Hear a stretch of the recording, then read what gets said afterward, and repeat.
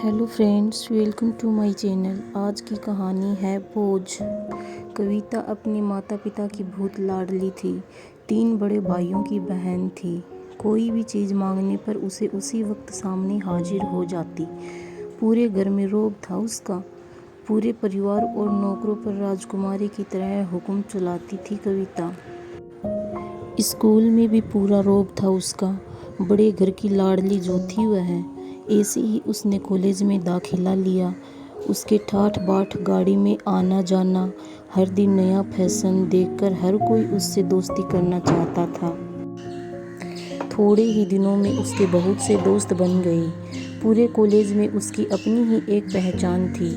इन दिनों उसके घर एक रिश्ता आया।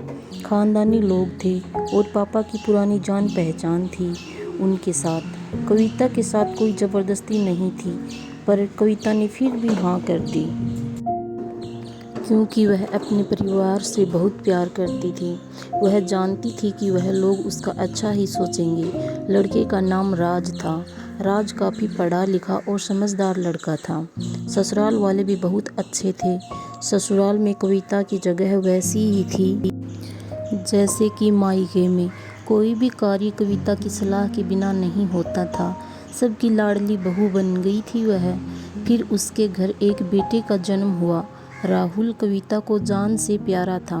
पोता पाकर ससुराल वाले तो फूले नहीं समाते थे।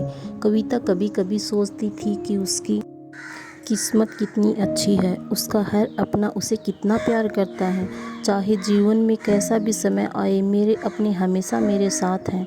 मैं कभी अकेली नहीं हो सकती। कितनी खुशकिस्मत हूँ मैं। पर शायद कविता की खुशियों को उसकी अपनी ही नज़र लग गई थी। एक दिन वह मायके जाने की जिद कर बैठी। राज को बहुत काम था, लेकिन फिर भी उसे ले गया। रास्ते में उनकी गाड़ी अन्य गाड़ी से टकरा गई। कविता, राज और राहुल बहुत बुरी तरह से जख्मी हो गए। काफ़ी दिनों के इलाज के बाद राज और राहुल तो ठीक हो गए, लेकिन कविता पूरी तरह ठीक ना हो सकी। सर पर चोट लगने के कारण वह अपनी आंखों की रोशनी खो बैठी। अब कविता की किस्मत जैसे उल्टे पांव चलने लगी।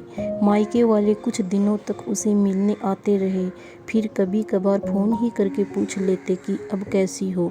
धीरे धीरे ये सिलसिला भी कम हो गया। ससुराल वालों की सहानुभूति भी कम होने लगी। घर में किसी को पास बैठने के लिए कहती तो जवाब मिलता, बहुत काम है, अब तुम भी हाथ नहीं बटा सकती। राज भी चिड़चिड़ा हो गया था। बस राहुल ही था उसके साथ, जिसके साथ हंसते खेलते उसका वक्त गुजरता।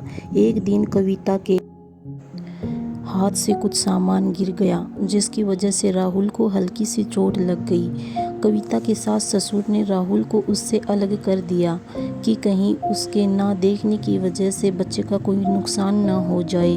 कविता अंदर से टूट चुकी थी। एक दिन उसने सबके सामने मायके जाने की इच्छा रखी, तो राज उसे तुरंत मायके छोड़ आया, जैसे कि वह भी यही चाहता था। लेकिन राहुल को उसके साथ नहीं भेजा गया। कविता कभी राहुल से दूर नहीं रही थी, पर अपनी कमी के कारण उसने ज़्यादा बहस नहीं की। कविता को लगा कि वह 3-4 दिन के वहाँ रहेगी तो थोड़ा हवा पानी बदल जाएगा, क्योंकि वह कितने दिनों से कहीं भी बाहर नहीं गई थी। घरवाले भी इतने दिनों बाद उसे देखकर कितने खुश होंगे।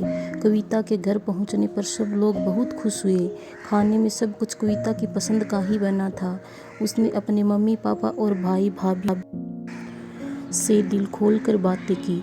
उनके छोटे छोटे बच्चे भी बुआ के साथ घुल मिल गए थे। रात को सोने के वक्त जब वह कपड़े बदलने लगी, तो उसे पता चला कि उसका बैग तो बहुत बड़ा हुआ था। वह सब समझ गई। वह बहुत उदास हो गई। कुछ दिनों तक तो सब ठीक रहा, फिर जैसे सब बदलने लगा। सबका व्यवहार बदल रहा था।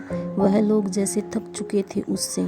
सब लोग घुमा फिरा कर पूछने लगे कि राज कब आ रहा है उसे ले जाने। वह बहाना बना देती, जबकि वह जानती थी कि उस घर में अब उसके लिए कोई जगह नहीं।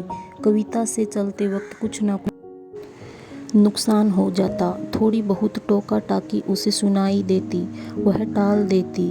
एक दिन उसके हाथ से लगकर एक कीमती फूलदान टूट गया। छोटी भाभी ने बहुत हंगामा मचाया। कविता के माता पिता रोज रोज के झमेलों से तंग आ गए थे। उन्होंने राज को खुद से फ़ोन कर दिया। राज कविता को अपने घर ले गया। कविता को अपने परिवार वालों से ये उम्मीद ना थी। जिस कविता के कहे बिना घर में एक पत्ता भी नहीं हिलता था, उस घर के लिए वह अब बोझ बन चुकी थी। राज के साथ ससुराल आते वक्त वह बहुत खुश थी, क्योंकि वह अपने घर जा रही थी, अपने जिगर के टुकड़े राहुल के पास। परंतु यह खुशी भी कुछ पल की ही थी।